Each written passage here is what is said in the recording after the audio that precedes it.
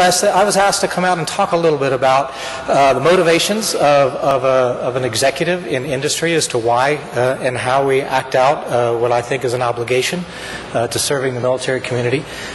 And secondly, what are some of the examples that an organization can do, and small things, very interesting General Rice's analogy, what are the small things we can do across our organizations that cumulatively make a large impact?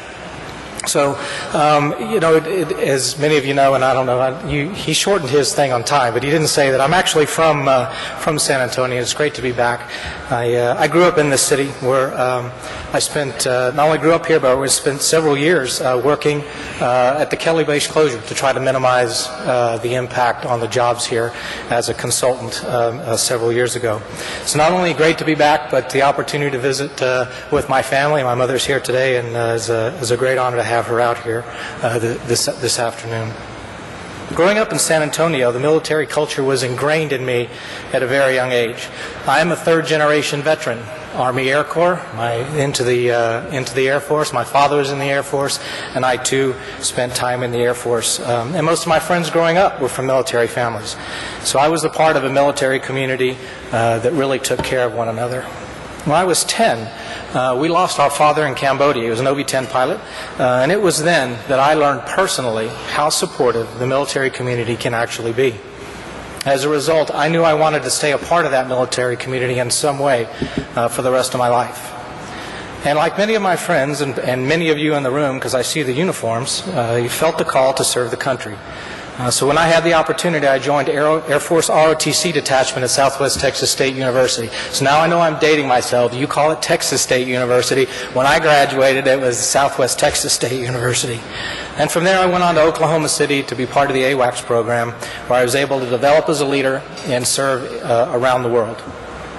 When I was ready to leave the Air Force, I thought a lot about my next stage in the career and what I wanted to do. Whatever career path I decided to take, I knew I wanted to stay and continue to serve my country. So I looked for opportunities that allowed to apply me what I learned on active duty and continue to service the government. So I settled in on consulting, not that I had a lot of options, frankly, but I settled in on consulting. And my initial opportunity was to move up to New England and assist Navy researchers in applying program management techniques to research and development and technology development. And so why did I choose consulting? The skills that I learned in the military are the same skills that it takes to be a great consultant.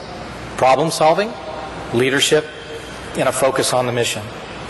That move began for me what's now a 27-year career focused on tackling the challenges confronting government agencies and the needs of the American people. Today I'm proud to be the CEO of Deloitte's federal government practice, where I get to lead more than 7,000 people as passionate as I am about serving the government. With that responsibility, however, comes both an opportunity and an obligation to continue to serve members, our veterans, and their families. As business leaders, many of us in this room today, we understand and share in that responsibility. Many of us belong to military families, many of us serve, and many of us are veterans. Across the country, in the military communities like San Antonio and Washington, where I live now, it's important to find ways that we can support the members of the military community. This is what I wanted to focus on today, our corporate responsibilities for those who have already done so much for our nation. A big issue facing service members, particularly those that are separating, is finding jobs as they transition from active duty. Just look at the numbers. In September of this past year, the average unemployment rate in this country was 7.8%. Now compare that to the post-9/11 veterans. It's 9.7%. That's 20% higher than the national average. 20%. And we can expect veteran hiring to continue to be a challenge. As we draw down our forces in Afghanistan, more than 1 million members will be separating over the next 5 years. 1 million. And I ask myself, why is veteran unemployment so high? With the skill sets of these veterans, it should be significantly lower. And there are particular challenges of translating what our veterans do or what our service members do on active duty into what they do in corporate America It's really a language barrier, not a skills barrier. Veterans offer so much of what we as businesses are looking for. Leadership and technical training, adaptability to varying situations, strong values, including integrity, loyalty, and discipline. From this perspective, it's easy to see why hiring a service member or a veteran just makes good business sense. And let's not forget about the military spouses who also share these traits. It's not easy being a military spouse, as many of you in this room know. And there isn't much that they can't do. So knowing that the veterans and their spouses have these sought-after skills, and being an executive at a firm like Deloitte, I put my beliefs into action and hire these extraordinary people, which we do. Deloitte has a special programs, numerous actually, focused on veteran hiring, and have signed on to programs like J.P. Morgan's 100,000 jobs mission. It's the goal of this coalition of businesses is to hire 100,000 veterans by 2020. And I'm glad to hear that you're doing the same through programs like the U.S. Chamber of Commerce's Hiring Heroes program, one of the premier programs, grassroots campaigns, helping veterans and spouses finding meaningful work.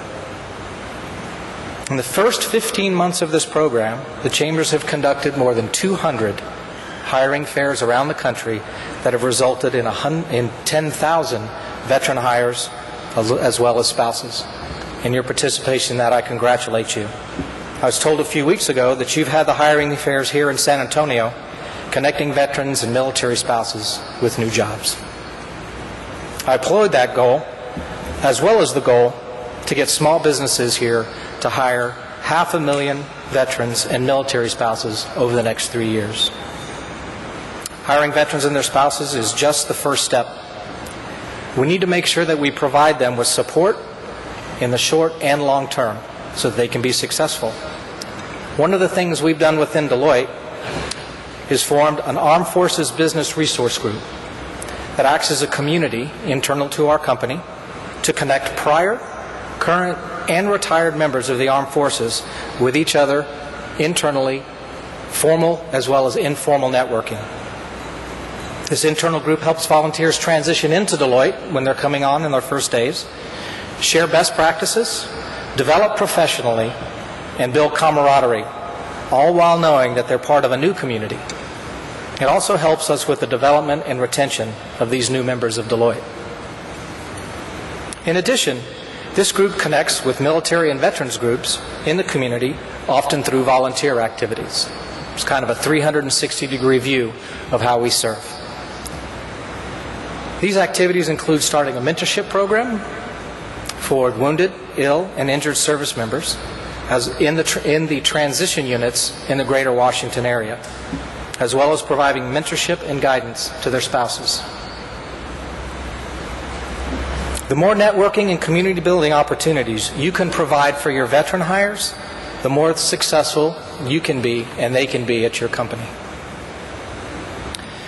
Now, jobs are important. We can all agree on that, but that isn't the only need. As business leaders, we can direct our corporate philanthropy to programs that service the military community. One area of passion for me is injured service members and their families, especially with programs that use sport to work through the everyday challenges and help them transition back to the military or into civilian life. One of these programs that was mentioned earlier is the Warrior Games, which Deloitte is the presenting sponsor. This athletic competition, which is hosted by the Military Paralympic Program of the U.S. Olympic Committee, features more than 200 ill, wounded, and injured servicemen and women. These athletes compete as individuals as well as teams, representing their respective service branch in a 5-day Olympic-style competition. Events including swimming, track and field, cycling, and volleyball. For us, the Warrior Games are not just an event we sponsor, it's something our entire firm rallies around. Each year we send volunteers to the games in Colorado Springs, and we always have many more volunteers than we have positions.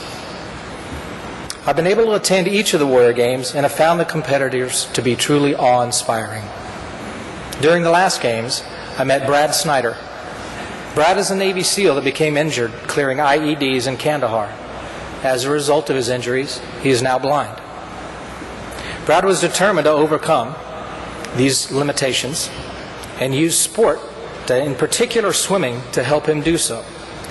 Not only did he compete and win at the Warrior Games, but only a year after his injuries, which were not just his sight, by the way, had several others, he was competing and won 2 golds and a silver medal at this year's Summer's Paralympics in London. And I'm really thrilled to report that Brad is now considering a position at Deloitte. This demonstrates that our military community, regardless of what life throws at us, can always find a way to excel and in the process inspire everyone. While the Warrior Games uses competition to help with recovery, another program called Ride to Recovery uses endurance cycling to help wounded veterans learn how to overcome obstacles. Why cycling? It's an activity that most patients with physical or psychological disabilities can participate in. Their goal is to enhance, inspire, and challenge the service members' rehabilitation, allowing each person to set individual goals while working on a team. Ride to Recovery hosts rides across the U.S. and in Europe. And there are opportunities to sponsor these rides. For example, the Texas Challenge. It's one of their rides, which is a 6-day ride that begins here in San Antonio, goes through Austin before finishing in Arlington. That's Arlington, Texas, not Arlington, Virginia. The ride starts at the center of the Intrepid, and along the way, riders visit Randolph, Fort Hood, and if you're into cycling, and even if you're not, I challenge you to give it a try. I've participated in some of these rides, most recently their Normandy Challenge, a ride where you can visit the D-Day beaches, other battle sites throughout France. Visiting Normandy, of course, was a powerful experience in itself, but to do so with recovering service members and to connect with these men and women is something I'll never forget. It's the most inspiring 340 miles my wife and I have ever ridden. And to be fair, it's the only 340 miles I've ever ridden. Events like the Warrior Games and the Ride to Recovery go well beyond the medical healing. Participating in sports as a bridge allows these men and women to learn something new or to do something enjoyed before they became injured. They help us and the service members get focused on their abilities, not their perceived limitations. In addition to hiring veterans and supporting these organizations, you as businesses can make it easy for your employees to support the military community. If your company has an annual giving season like the United Way or the Combined Federal Campaign, you can help and highlight which of those organizations support the military community. And as businesses, we can do small things that can offer ways to help these contributions go farther. You could cover the transaction costs associated with the overhead so that 100% of the funds go to the organizations. You can set up a matching program. Doesn't have to be 100%. Could even set up a cap. But these small leverage points in cumulative can make a large difference. So I hope my overview today has made you think about what you as business leaders can do as an individual, as well as your companies, to help support the military community. I applaud the efforts of the Chamber of Commerce, and it's my hope that working together, we can continue to carry on the important mission of serving those who have given so much to our country. And yes, I'm going to press on the schedule and say one more thing before I leave. I wanted to share one last story with you about a young man named Matt Perello, an Air Force ROTC cadet who lost his right leg in a parachute jump. Many of you remember him as he recovered here over this past year. During his rehabilitation here in San Antonio, Matt was introduced to the Warrior Games. He didn't think he was ready to compete, but with a lot of hard work and determination, he ended up winning several swimming medals. This past summer, Matt interned for our team, where I was able to witness the commitment and the can-do attitude he brought to everything he did. Now, he is hoping to become the first above-the-knee amputee to enter active duty in the Air Force. Matt's determination and resolve are truly inspiring and a testament to the remarkable integrity of the men and women who serve our country. He's a remarkable man with a unique story, but he also serves an example of how companies can make responsible choices that are good for business. To our veterans and members, service members, thank you for your service. You honor us all. We thank you for your sacrifices and the freedoms that you have secured for all Americans. This week's CAM celebration is for you. And to the business community, thank you for your time and support that you provide our service members, veterans, and their families. And have a great time celebrating America and its military. Thank you.